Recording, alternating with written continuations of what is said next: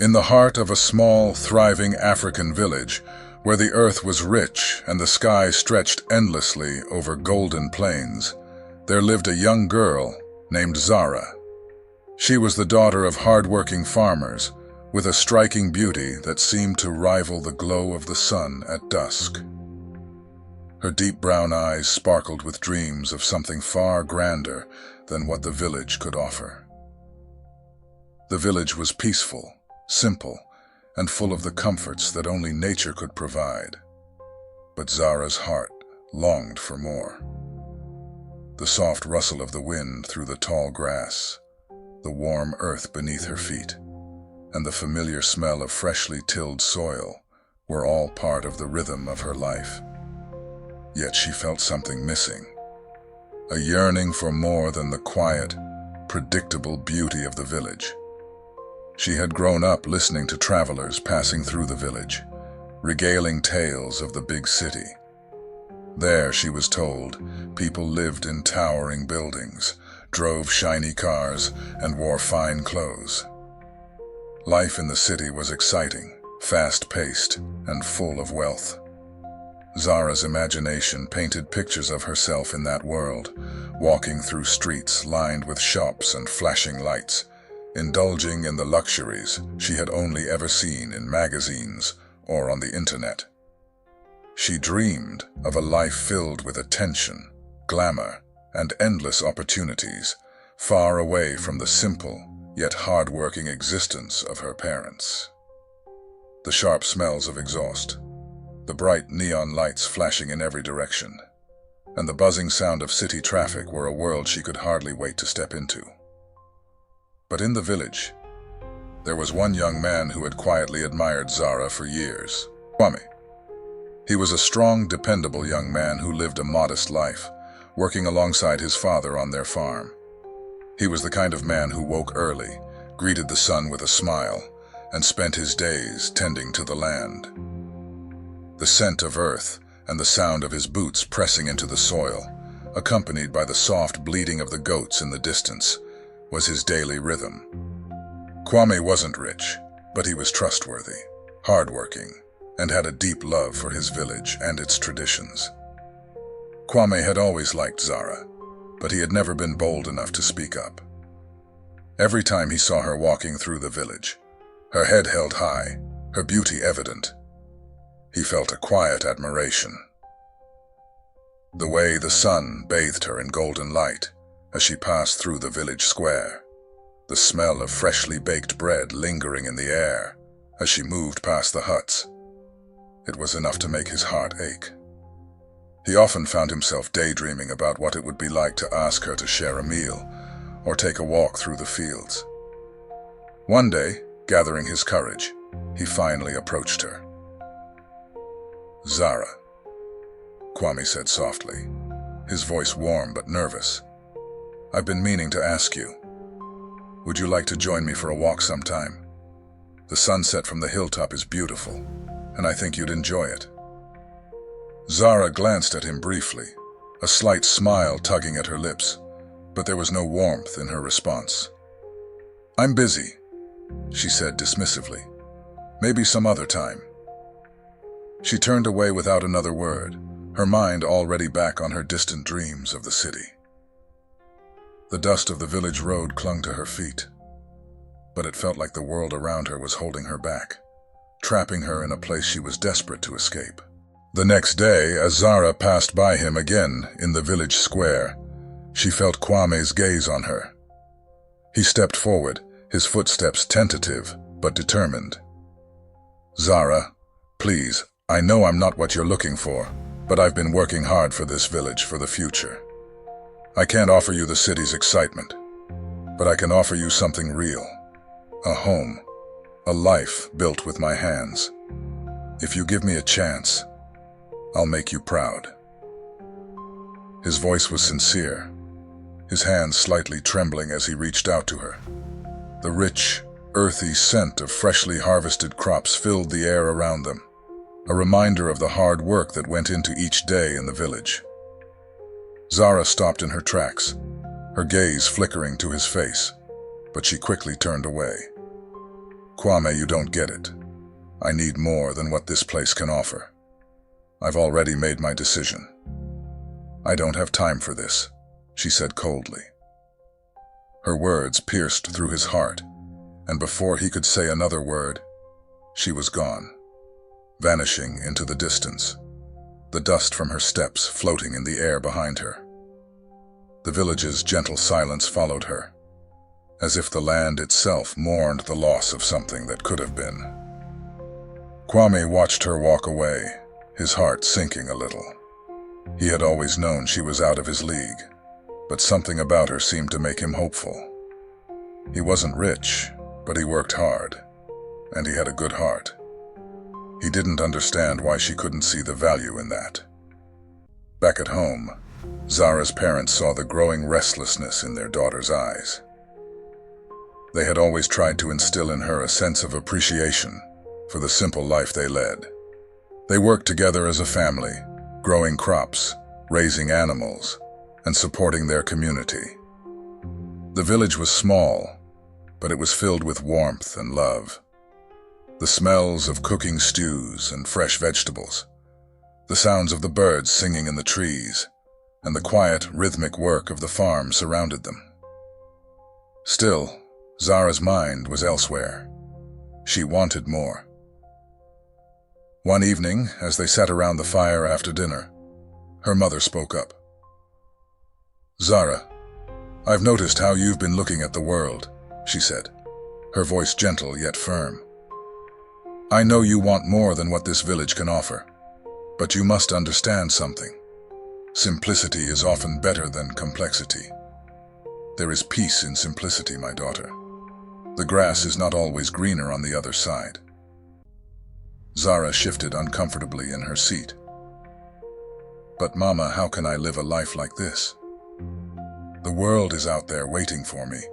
I don't want to be stuck here. I want more." Her father chimed in, his voice steady and reassuring. "Your mother is right. There is much to be said for the way we live. Your future is not in the things you can buy or the places you can visit, but in the love and respect you earn through hard work and kindness. Don't be too quick to leave what you have here." But Zara, ever the dreamer, could not see their wisdom. She was determined to make her own path, one that led away from the village and into the bright lights of the city. After years of dreaming, the opportunity finally arrived. Zara's aunt, who lived in the city, invited her to come live with her and experience life outside the village. Zara's heart leaped with excitement. She packed her bags quickly, eager to leave the simple life behind. The scents of home, the familiar spices, the warm dinners cooked over a fire, faded as she closed the door behind her. "Goodbye, Mama." "Goodbye, Papa," Zara said with a bright smile, trying to mask the excitement in her voice. "I'll write often. I'll send you gifts. You'll see. Life in the city will be everything I've dreamed of." Her parents, though saddened, offered her their blessings. "May you find happiness, my daughter," her mother said, hugging her tightly. "Just remember that sometimes what we think we want is not always what we need." Zara hardly heard their words, too consumed with the vision of what awaited her in the city. She kissed her parents goodbye, boarded the bus, and left the village behind. The city was everything she had imagined and more. The streets were filled with cars, people walked with purpose, and the air was alive with energy. She marveled at the towering skyscrapers that seemed to touch the sky, the neon lights that bathed the city in a constant glow, and the cacophony of sounds, the honking horns, the chatter of people, the constant rush. Zara moved quickly through the bustling streets, her heart racing with excitement. This was her new world. Soon, Zara found herself swept into the city's nightlife. She was treated like a queen. Men sought her attention, showering her with lavish gifts. Diamond earrings, expensive handbags, designer clothes. Zara basked in the attention, feeling powerful and adored. The sharp scent of perfume in the air, the glittering lights, the clinking of glasses. Everything about the city was intoxicating. Each time she returned to the village, she flaunted her new life. She showed off the shiny accessories, the clothes that spoke of wealth, and the stories of men who vied for her affections. "You wouldn't believe how amazing life is in the city," she would say, her voice filled with pride. "I have everything I could ever want. Men line up to take me out, and the city is full of excitement. It's nothing like here." Her friends would listen quietly, their faces filled with a mixture of awe and concern. They missed the Zara they had known, the one who had once shared simple joys with them, the one who had laughed over a bowl of soup in the village square. "Be careful, Zara," one of her friends, Adama, said one day as they sat under the shade of a tree. "Sometimes the city can take more than it gives. I've heard stories of people who go there chasing dreams only to come back with broken hearts." Zara smiled dismissively. "Don't worry about me, Adama. I'm doing fine. The city is where dreams come true." In the city, Zara soon met a man, a popular influencer with thousands of followers online. He was handsome, charismatic, and always surrounded by adoration. He had everything she thought she wanted. After a whirlwind romance, they got married, and Zara felt that this was it. This was the life she had been waiting for. But as the days turned into weeks, the reality of their marriage set in. Her husband, though charming, was distant. He spent hours on his phone, chatting with other women. Zara, feeling neglected and unsure of what to do, confronted him one night. "Why don't you ever pay attention to me?" Zara asked, her voice trembling with hurt. "Why do you always talk to other women when I'm here?" Her husband looked up from his phone, his face cold. "What do you expect, Zara? I'm a busy man. You knew what you were marrying. I don't need you telling me how to live my life." Zara felt the sting of his words. She had thought that marriage would bring her closer to him, but instead, she felt more alone than ever. "Please don't ignore me," she begged, tears welling in her eyes. "I'm trying to make this work. I thought we were in this together." Her husband stood up, his voice sharp. "I never promised you anything. You wanted this life. Deal with it." Zara's heart shattered. Desperate, she thought. "If I have his child, maybe that will make him love me more." She was convinced that the baby would change everything. When she told her husband she was pregnant, he was indifferent. "It's your choice," he said, shrugging. "I'm not going to change." Despite his coldness, Zara believed that once the baby arrived, everything would fall into place. But when their child was born, her husband's behavior remained the same. He continued to flirt with other women, leaving Zara feeling neglected and invisible. One day, she returned home from daycare with their baby and found him with another woman in their house. Zara's world came crashing down. "How could you do this to me?" she screamed, her voice raw with anger. "I gave you everything. I sacrificed everything for you." Her husband, looking unbothered, stood up and walked towards the door. "I've had enough.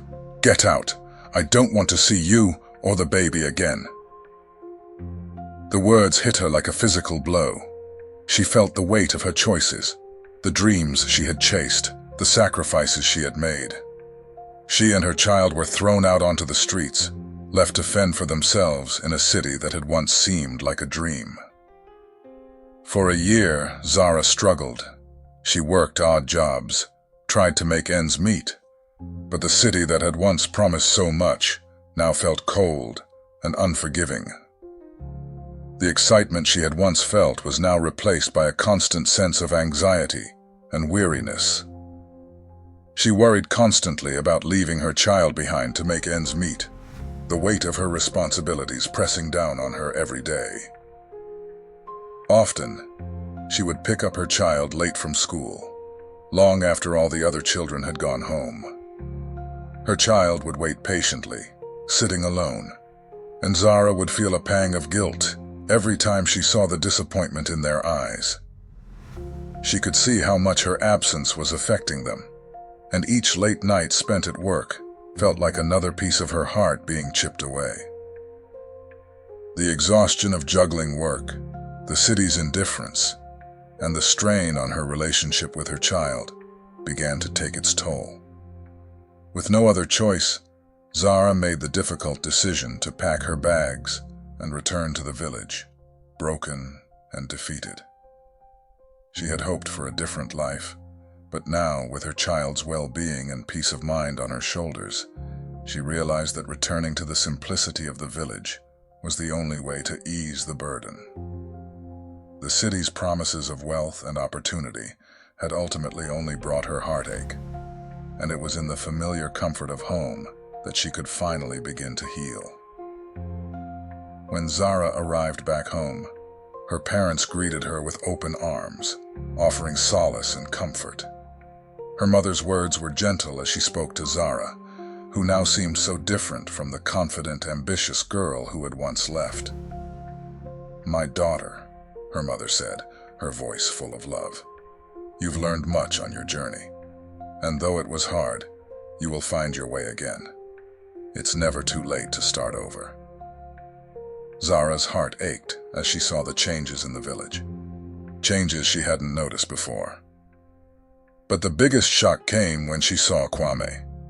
He had become a successful farmer with a thriving agricultural business. Zara felt her heart race as she spotted Kwame in the distance.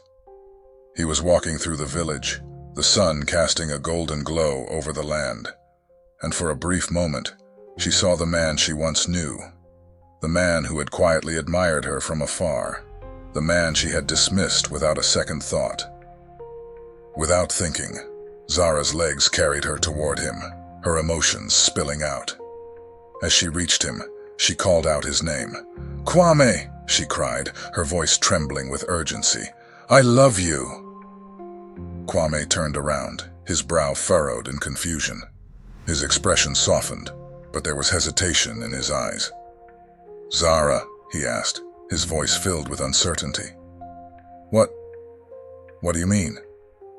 Zara stopped in front of him, her chest rising and falling as she tried to catch her breath. The weight of everything she had gone through in the city, the heartbreak, the loneliness, and the mistakes she had made, all came rushing back. Her words were heavy with sincerity. "I was blind, Kwame. I was so caught up in my dreams of the city, chasing after things that I thought would make me happy. But now I see you, and I see everything I ignored. You were always ambitious. You worked hard. You cared for this village. And you were everything I needed. I love you, Kwame. I was wrong. I want to be with you." Her heart pounded in her chest as she looked into his eyes, waiting for him to speak, to say something that would give her hope. But Kwame's face remained unreadable. He let out a deep sigh and shook his head slowly, his gaze steady but distant. "Zara," he began, his voice low and firm. "That's not how feelings work. You can't just come back and expect everything to be the way it was. I've moved on." Zara's heart dropped as she reached out, her voice desperate. "Please, Kwame, don't turn me away. I've changed. I've learned so much, and I know now that you're the one I want. The life I thought I wanted. The life I chased in the city. It's empty. I was wrong to push you away. Please give me a chance." Kwame's eyes softened with compassion, but he took a step back. "Zara, you don't understand. Your parents, they told me everything. They told me about the struggles you faced, about your child. You need to accept your new reality. You can't keep running away from it." Zara's breath caught in her throat. She could feel the sting of his words as they pierced through the walls she had built up. I don't want that reality. I want you, Kwame. We could build something together. I'm sorry for everything. Sorry for leaving. Sorry for not seeing you, for not appreciating what we had. Kwame's expression hardened. I'm engaged now, Zara. To someone who valued me from the start. She saw what I was worth before all this, before I became successful. And I see now that I deserve someone who sees me for who I am, not just someone who comes running back when things don't work out. Zara felt a wave of despair wash over her, but she couldn't stop herself from trying. I can change, Kwame. I've learned my lesson. Please, I can be the woman you need me to be. Kwame shook his head slowly, his voice gentle yet firm. I don't think you understand. I've moved on, and you need to do the same. Your journey has been difficult, and I know that. But the life I'm building now is with someone who accepted me long before all of this. Someone who stood by me, who saw my worth. Zara stood frozen, the weight of his words pressing down on her chest. She tried to speak, to beg him to reconsider, but no words came. The man she had once rejected, the man who had always loved her quietly from the sidelines, was no longer the same. He had found peace, and he had found someone who saw him for who he truly was. And now, Zara realized too late that her dreams of the city, her desires for glamour, and her chasing after the wrong things had left her broken and alone. Kwame turned to walk away, his footsteps steady. I hope you find what you're looking for, Zara, he said over his shoulder, his voice tinged with a sadness she couldn't ignore. But it's not with me. Zara watched him walk away, the space between them growing wider with every step. She felt a deep ache in her chest, but she knew in that moment that there was nothing more she could say. He had moved on, and she was left to face the consequences of her own choices. As she stood there, alone, with the village stretching out before her, Zara realized that she had lost something priceless, something she could never get back. And as the sun set over the horizon, casting a soft golden light over the land, Zara knew that the journey she had hoped for was now behind her. The simple life she had rejected was all that was left, and it was up to her to rebuild, with or without the love she once had. As Zara walked back to her parents' home, she realized how much she had misunderstood. The life she had once thought of as simple and limiting was the very life she now longed for. And though the journey had been painful, she knew it wasn't over. With time, she would rebuild. The village was still her home, and it was there that she would find peace again. That's it for this video. If you enjoyed the content, please like, subscribe, and hit the notification bell for more content. Drop your thoughts or questions in the comment section below. We love hearing from you. Thanks for watching, and I'll see you in the next one.